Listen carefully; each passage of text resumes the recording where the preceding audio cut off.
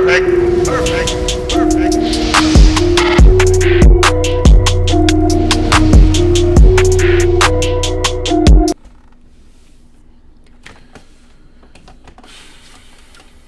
I didn't even want to come on here and talk about this. I promise you I did not. I didn't post about it yesterday. I did not want to talk about this, but based off what I saw last night, I figured I'd come on here for a few minutes and just make some points.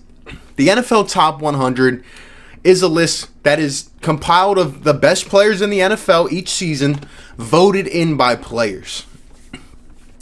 And the Philadelphia Eagles have 5 guys that made this list, and they've already been tallied off in the 80s and 90s. I'll put it up on the screen right here so you can see. Brandon Brooks is the 98th best player in the league. Well, he wasn't ranked last year. Jason Kelce is number 94, and he was number 72 last year. Dropped 22 spots. One of the best centers in football, by the way. Big Play Slay, number 92. 86 last year. Zach Ertz, the guy who had over 900 reception yards, 6 touchdowns, helped lead this Eagles team to the playoffs despite having no help on the outside. He drops 45 spots from 40 to 85. Fletcher Cox, I know he had a down year, right? Apparently, 3.5 sacks, but he drops 45 spots as well. He drops to number 73. You're telling me there's 72 players better than Fletcher Cox in the NFL. But the 2 names that you might be surprised not to see up here that are really the main subject of this video, Lane Johnson and more specifically Carson Wentz. Lane Johnson made the list back in 2018. He was number 95. He isn't on the list the last 2 years. You're telling me Lane Johnson. I mean, I can't count on one hand the amount of right tackles in this league that are more consistent and more productive than Lane Johnson have been.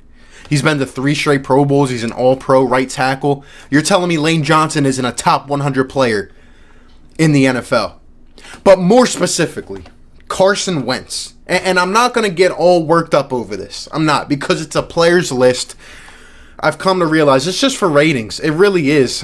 It's just something to talk about, especially during a time like this, to try to get people worked out. But come on now. I mean, are we serious? Take away the top 5 debate, the top 10 debate, whatever you want to call it. Carson Wentz isn't a top 100 NFL player. We're serious right now. But even better yet, Carson Wentz in 2018, after his MVP caliber season, when he, lined up the Eagles to have a first-round bye before tearing his ACL, when if he would have played the last 3 games of the year, would have had probably the MVP in his trophy case. That Carson Wentz was number 3 on this list, and last year he dropped to number 96. He dropped 93 spots. Okay. And now he's off the list.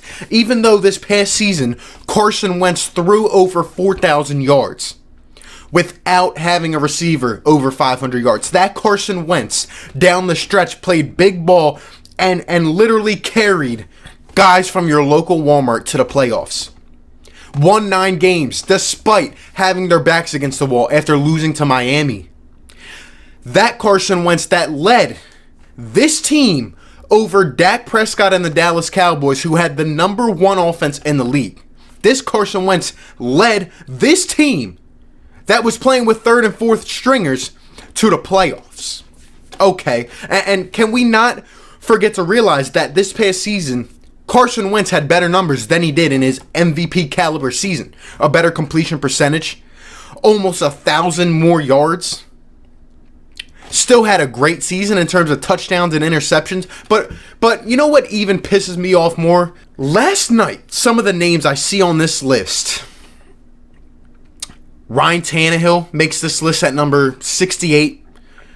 A couple nights ago, Kyler Murray, Josh Allen make the list. Murray at 90, Allen at 87. Okay, promising quarterbacks on the come up. Still not better than Carson Wentz, by the way. But that Ryan Tannehill one, the man who got carried in the playoffs. Let's not forget, Dak Prescott makes this list at 46. Dak Prescott, the guy last year who carried the Cowboys to the number 1 offense but couldn't carry him to a playoff berth over Carson Wentz and Rob Davis, Deontay Burnett, and Greg Ward. Okay.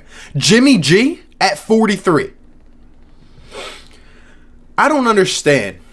Like, this is voted by players. I understand. I guess guys hate Philadelphia. Jimmy G at 43. The guy who was literally carried to the Super Bowl.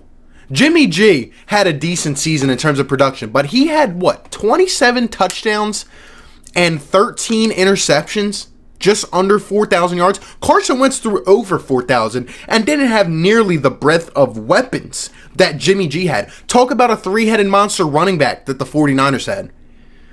Jimmy G, all he had to do was get a damn score in the fourth quarter of the Super Bowl. He couldn't do that. Couldn't take the ball and win. Carson Wentz showed he could do that.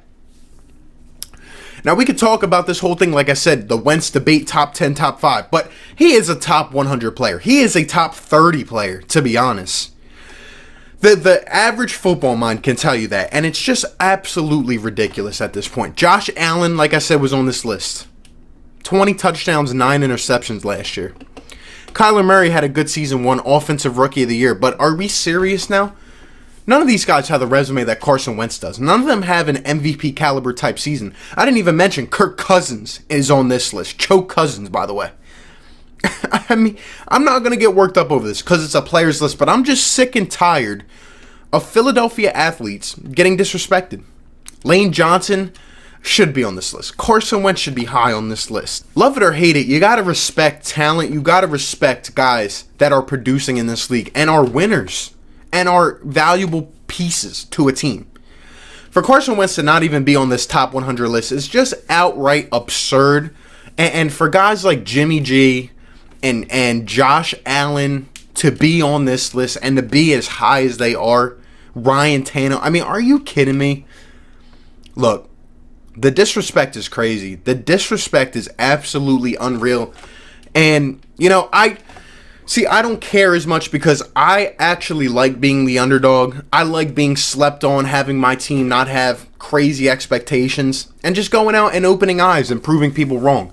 But when you are just absolutely blatantly disrespecting players, I mean, especially my guys, it's just crazy to me, man. No matter if you like the Eagles, if you hate them, if you don't like Wentz, if you do, you got to be honest with yourself. You got to be objective for a second. Come on, man. It's absurd. And if players were serious when making this list, when giving their votes, well, they don't know what the heck they are talking about.